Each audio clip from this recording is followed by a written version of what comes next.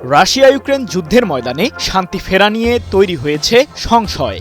অবশেষে মধ্যস্থতাকারীর ভূমিকা থেকে সরে দাঁড়ানোর ইঙ্গিত দিয়েছে যুক্তরাষ্ট্র, যার কারণে ৩ বছর ধরে চলা এই যুদ্ধের অবসান নিয়ে তৈরি হয়েছে অচলাবস্থা। প্রেসিডেন্ট হিসেবে হোয়াইট হাউসের দায়িত্ব নেবার ২৪ ঘন্টার মাঝে রাশিয়া ইউক্রেন যুদ্ধের ময়দানে শান্তি ফেরানোর প্রতিশ্রুতি দিয়েছিলেন ডোনাল্ড ট্রাম্প। তবে ৩ মাস পার হলেও সমাধান দিতে পারেননি মার্কিন প্রেসিডেন্ট।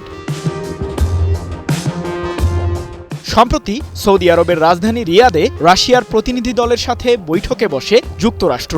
তবে বৈঠকে আমন্ত্রণ পায়নি ইউক্রেন, যদিও আলোচনা শেষে কোনো সমাধানের পথ বের করতে পারেনি মস্কো ও হোয়াইট হাউস। এবার নিজেদের ব্যর্থতা স্বীকার করতে যাচ্ছে যুক্তরাষ্ট্র। ফ্রান্সের প্যারিস শহরে ইউরোপীয় নেতাদের সাথে বৈঠকের পর মার্কিন পররাষ্ট্রমন্ত্রী মার্কো রুবিও বলেন, যুদ্ধবিরতি প্রসঙ্গে আমরা মাসের পর মাস ধরে এই প্রচেষ্টা চালিয়ে যাব না। আমাদের আরও অনেক কাজ আছে। এটা স্পষ্ট যে শান্তি চুক্তি করা অনেক কঠিন কাজ। ১৮ এপ্রিল মার্কিন এই কূটনীতিকের বরাতে বিষয়টি নিশ্চিত করেছে ব্রিটিশ সংবাদ মাধ্যম বিবিসি। মার্কো রুবিওর এমন প্রতিক্রিয়ার পর রাশিয়ার প্রেসিডেন্ট ভ্লাদিমির পুতিনের কার্যালয় ক্রেমলিনের মুখপাত্র দিমিত্রি পেসকভ বলেন, আমরা এই সংঘাতের শান্তিপূর্ণ সমাধান চাই, তবে নিজস্ব স্বার্থ নিশ্চিত করেই যুদ্ধবিরতিতে যাবে রাশিয়া। এদিকে ইউক্রেনে হামলা অব্যাহত রেখেছে রাশিয়ার সামরিক বাহিনী। একের পর এক ক্ষেপণাস্ত্র হামলা চালিয়ে যাচ্ছে মস্কো। ১৮ এপ্রিল রুশ বাহিনীর হামলায় প্রাণ হারায় অন্তত ২ জন ইউক্রেনীয় নাগরিক, এমন দাবি দেশটির প্রেসিডেন্ট ভলোদিমির জেলেনস্কির।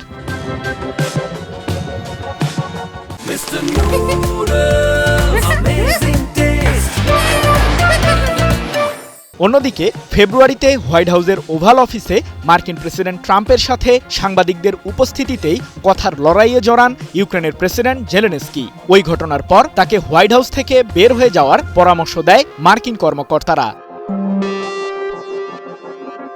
কিন্তু স্বার্থের বেলায় অটল ট্রাম্প।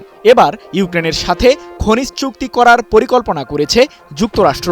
১৭ এপ্রিল দুই দেশ একটি স্মারকলিপিতে সইও করেছে, যার মাধ্যমে ইউক্রেনকে পুনর্গঠন করতে অর্থনৈতিক সহায়তা দেবে মার্কিন প্রশাসন। আগামী ২৬ এপ্রিলের মধ্যে চুক্তি প্রসঙ্গে চূড়ান্ত সিদ্ধান্ত নেবে ইউক্রেন ও যুক্তরাষ্ট্র। তবে চুক্তিতে ঠিক কী থাকছে সে বিষয়ে বিস্তারিত প্রকাশ করেনি হোয়াইট হাউস। তবে ধারণা করা হচ্ছে ইউক্রেনের খনিজ সম্পদকে কেন্দ্র করেই দেশটির সাথে চুক্তি করবে ট্রাম্পের নেতৃত্বাধীন মার্কিন প্রশাসন। সৃজন মাহমুদ, নিউজ 24।